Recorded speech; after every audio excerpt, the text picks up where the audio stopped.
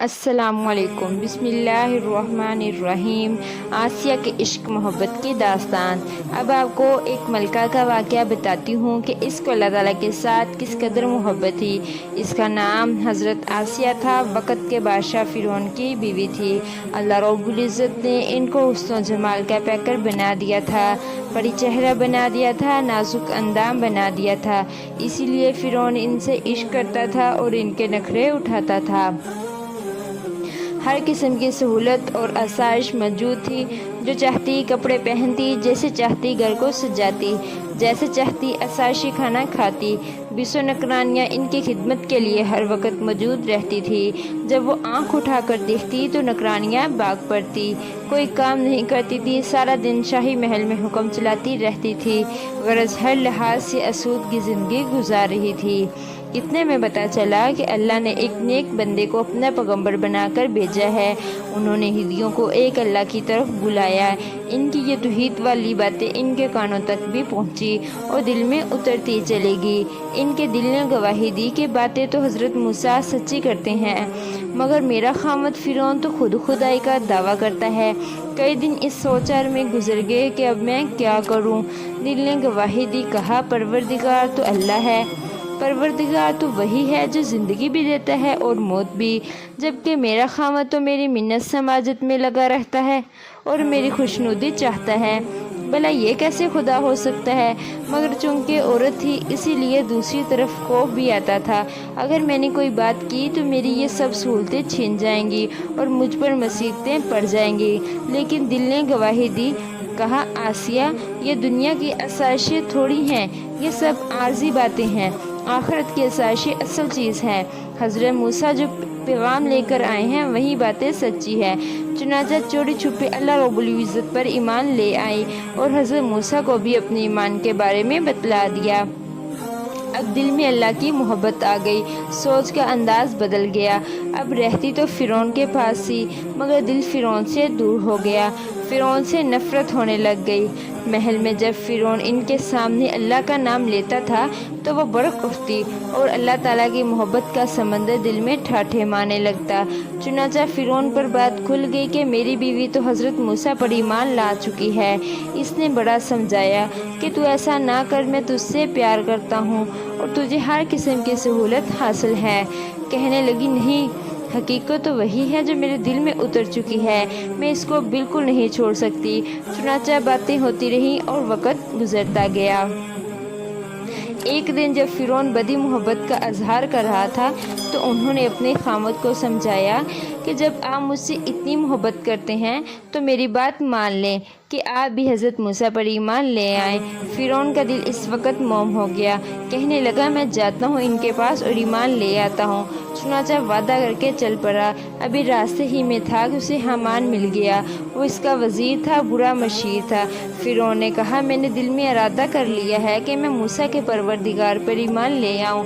حامان یہ سن کر کہنے لگا، توبہ توبہ، غلام کا خادم بننے سے تو زیادہ بہتر ہے کہ آدمی آگے جا کر جہنم کے عذاب میں جل مرے۔ فرعون پر اس کی بات اثر کر گئی، لہذا فرعون نے وہاں سے انکار کر دیا۔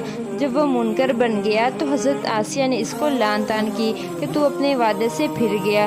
جب دونوں میاں بیوی میں باتیں ہوئی تو فرعون غصے میں آ کر کہنے لگا، میں تجھے مزہ چکھا دوں گا۔ وہ کہنے لگی، پھر تو جو کر سکتا ہے کر لے۔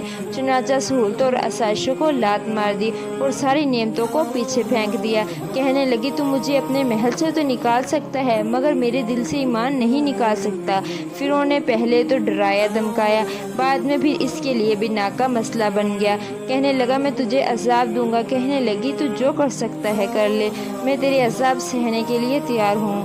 چنانچہ اس نے لوگوں کو بلوایا۔ وقت کی ملکہ، پری چہرہ اور نازک بدن کو گھسیٹ کر فرش کے اوپر لٹا دیا گیا۔ کہاں گئی وہ نعمتیں، کہاں گئے وہ محلات، کہاں گئے وہ نرم بستر، کہاں گئی وہ ہزار باندیاں جو ان کے اشارے کے پیچھے بھاگتی پھرتی تھی۔ آج یہ اکیلی اللہ کی بندی فرش کے اوپر گھسیٹی جا رہی ہے، بال پکڑے ہوئے ہیں، کان سے پکڑ کر گھسیٹی جا رہی ہے۔ جسم زخموں سے چور ہو چکا تھا مگر پھر بھی اپنی بات پر ڈٹی رہی۔ جب فرعون نے دیکھا کہ چھوٹی موٹی سزاؤں سے یہ نہیں بدل رہی تو اس نے کہا، میں تجھے زمین پر لٹا کر تمہارے ہاتھ اور پاؤں میں میکھے ٹھوک دوں گا۔ کہنے لگی تو جو کر سکتا ہے کر لے۔ چنانچہ ان کو لٹا دیا گیا اور ان کے ہاتھ کو زمین کے اوپر رکھ کر درمیان میں لوہے کی بڑی میخ ٹھوک دی گئی۔ تکلیف ہو رہی تھی مگر جانتی تھی یہ تکلیف اللہ کی خاطر ہے۔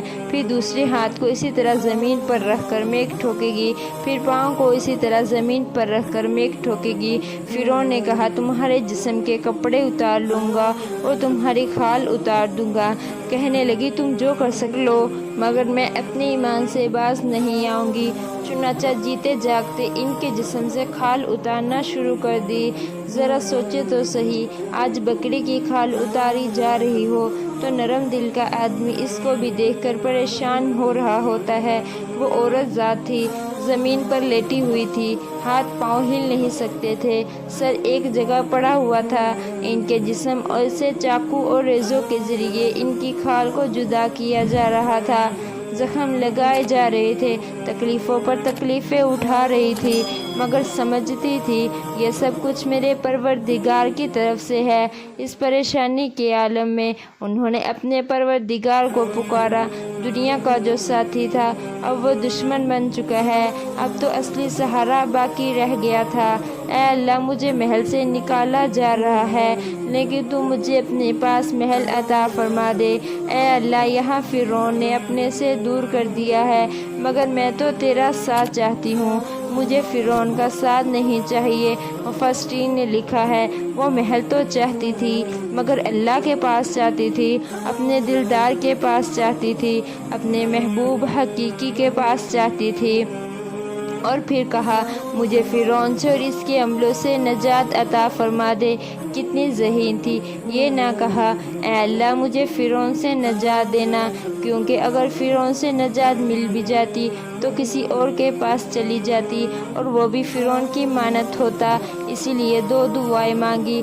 سبحان اللہ، کیسی کامل دعا مانگی۔